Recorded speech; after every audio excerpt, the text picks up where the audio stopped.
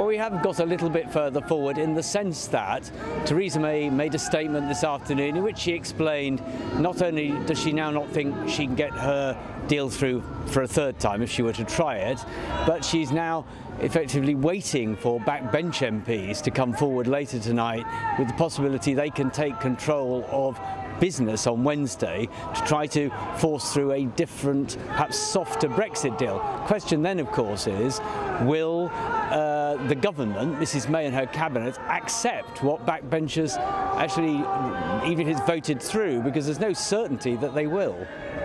Revoke Article 50! Revoke Article 50!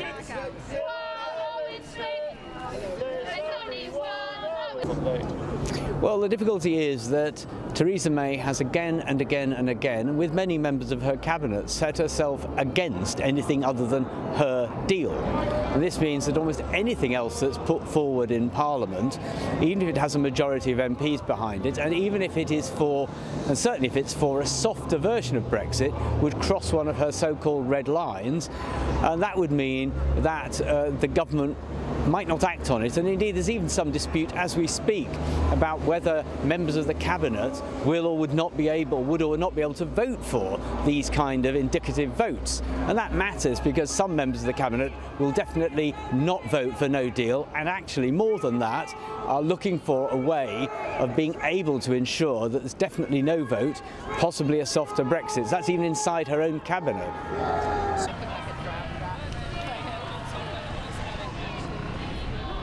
Make more sense than what we're doing at the moment, that's for sure.